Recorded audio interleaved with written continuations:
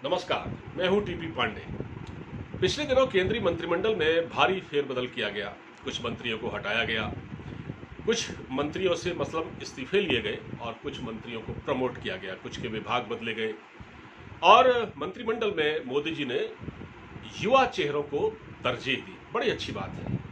लेकिन धर्मेंद्र प्रधान, जो कि अब तक पेट्रोलियम मंत्रालय का कामकाज देखते थे, उनके ज़माने में तेल जितना महंगा था, उन्होंने तो अपना पिंड एक तरह से छुड़ा लिया।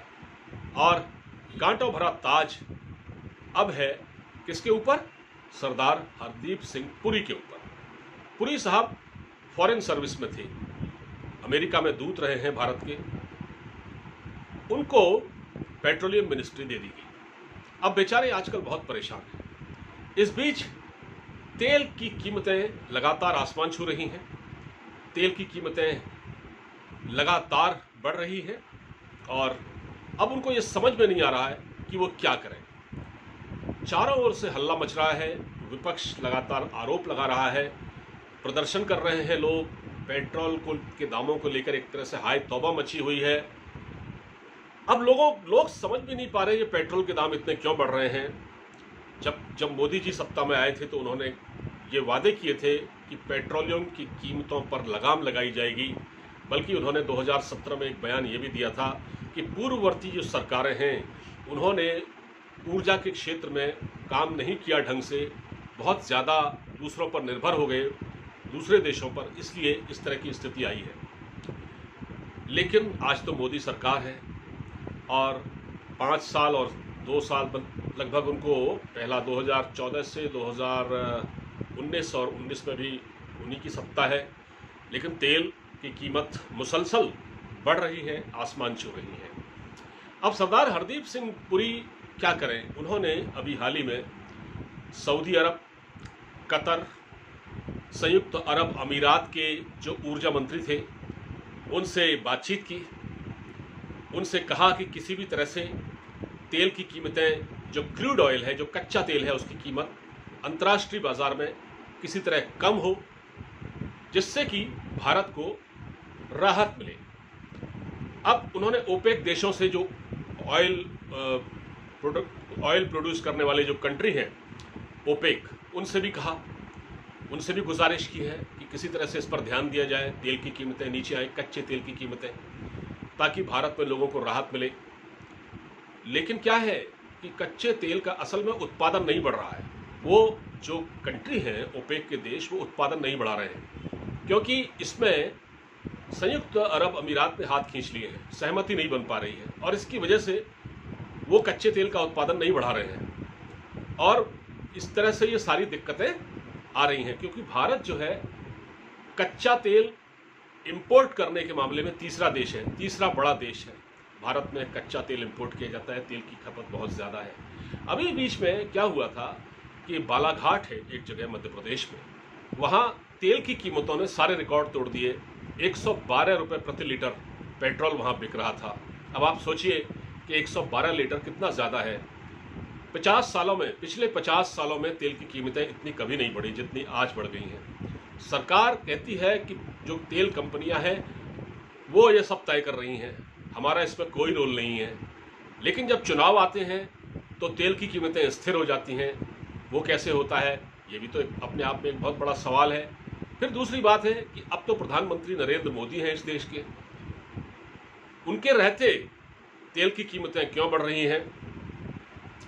सारी दिक्कत ये है कि जो टैक्स लगते हैं ना, हर जगह हर सरकार जो टैक्स लगाती है वो अपने टैक्स को कम नहीं करना चाहती। अभी पिछले दिनों अरविंद केजरीवाल से पूछा गया कि आप दिल्ली में टैक्स कम कर दीजिए, तो जो वैट लगता है उसको कम कर दीजिए, जिससे दिल्ली वालों को राहत मिल जाएगी। लेकिन केजरीवाल साहब कहते हैं कि हम तो बहुत कम टैक्स लेते हैं केंद्र सरकार के मुकाबले और हमारे तो आय का और कोई स्रोत है भी नहीं, लिहाजा हम कैसे टैक्स करें। जो भाई उन्होंने एक फॉर्मूला दिया, उन्होंने कहा कि अगर एक 60 रुपये मान लीजिए मिलते हैं और 60 में से 40 रुपये केंद्र सरकार लेती है और 20 रुपये हमको मिलता है, तो हम कैसे छोड़ दें। सरकार, क्योंकि केंद्र सरकार ज़्यादा टैक्स लेती है इसलिए उसको छूट देनी चाहिए। राज्य सरकारों के पल्ले में इतना आता नहीं है, वो कहाँ से टैक्स दें, छूट कहाँ से दें। तो ये भी बात कहीं हद तक समझ में आ रही है। मगर सवाल ये है कि यहाँ सारी दिक्कत जनता भोग रही है। जनता को सारी दिक्कतों का सामना करना पड़ रहा है। जिस जनता ने वोट देकर सरकारों को सत्ता में बिठाया, उस जनता के सिर पर महंगाई का बोझ पड़ रहा है। तेल की कीमतें आसमान छू रही हैं। पेट्रोल की कीमत, जिससे मैं बता रहा हूँ, पेट्रोल, तेल का मतलब पेट्रोल, और डीजल की कीमतें बहुत बढ़ गई हैं, जिससे ढुलाई महंगी हो गई है। आवश्यक वस्तुओं की चीज जो कीमतें हैं वो बढ़ रही हैं। चाहे वो दूध की कीमतें हों, अभी पिछले दिनों आपने देखा कि दिल्ली में मदर डेयरी का और ये अमूल का दूध है वो महंगा हो गया है। इसके अलावा बहुत सारी चीज़ें हैं जिनकी कीमतें बढ़ रही हैं, क्योंकि जब पेट्रोल की कीमत बढ़ती, माफ़ कीजिए, जब डीजल की कीमत बढ़ती है तो पेट्रोल अपने आप महंगाई बढ़ जाती है, क्योंकि भाड़ा ढुलाई वगैरह सब बढ़ जाती है। तो अब हमारे जो नए नवेले जो हमारे ऑयल मिनिस्टर हैं, पेट्रोलियम मंत्री हैं, जो उनके हाथ पांव फूले हुए हैं, उनको कुछ समझ में नहीं आ रहा है कि वो कैसे इस चीज़ को मैनेज करें। अच्छा, अंतर्राष्ट्रीय बाज़ारों में जो ओपेक है, वो तेल उत्पादक देशों का जो संगठन है, उसकी अपनी एक अलग मोनोपोली होती है। वो ऐसे किसी के कहने से तेल के दाम गिरा नहीं देता। अब भारत सरकार इस समय एक तरह से ऑयल डिप्लोमेसी कर रही है। ऑयल डिप्लोमेसी यानी कि वो सऊदी अरब, कतर और ये यूएई, इन सरकारों से बात कर रही है और उनको बता रही है कि भारत में तेल बहुत महंगा हो गया है, जनता चिल्ला रही है, कृपया कुछ तो राहत दें। लेकिन वो भी मजबूर हैं। उनमें भी कोई आम सहमति बन नहीं पाई है अभी तक, क्योंकि उसमें अलग अलग देशों की अलग अलग राय है। क्योंकि ये जो फैसला होता है, ये सर्वसम्मति से होता है, उसमें कोई 2-3 देश फैसला नहीं करते। ऐसे में अब ये सवाल उठ रहा है कि क्या तेल की कीमतें कम होंगी, क्या पेट्रोल डीजल की कीमतें कम होंगी। इसका अंदेशा बहुत कम है, इसकी संभावना बहुत कम है। आने वाले दिनों में तेल की जो कीमत है वो कम होने की संभावना बहुत कम है। विपक्ष इसको लगातार मुद्दा बना रहा है और तेल की कीमतें बिला शक सरकार के गले की हड्डी बन गई हैं, गले की फांस बन गई हैं। सरकार चाह कर भी तेल की कीमत कम नहीं कर सकती। लेकिन एक दूसरी बात और है कि जब अंतर्राष्ट्रीय बाजार में, आज हरदीप सिंह पुरी जो पेट्रोलियम मंत्री कह रहे हैं कि अंतर्राष्ट्रीय बाजार में कच्चे तेल की कीमत बहुत ज़्यादा है, इसलिए तेल महंगा हो गया है। तो जनाब, जब कच्चे तेल की कीमत बहुत कम होती है, 2020 में एक बार ऐसा हुआ था कि बहुत कम हो गई थी तेल की कीमत, क्या आपने तेल को सस्ता किया भारत में? आप किसको बेवकूफ़ बना रहे हैं? यानी कि भारत सरकार लगातार ऐसा कर रही है कि तेल की कीमतें जब अंतर्राष्ट्रीय बाजार में कम होती हैं, क्रूड ऑयल की कीमतें कम होती हैं, तब भी आप जनता को उसी रेट पर देते हैं। जब तेल की कीमतें अंतर्राष्ट्रीय बाजार में कम थी, तब भी यहाँ 80-90 रुपये प्रति लीटर पेट्रोल बिक रहा था।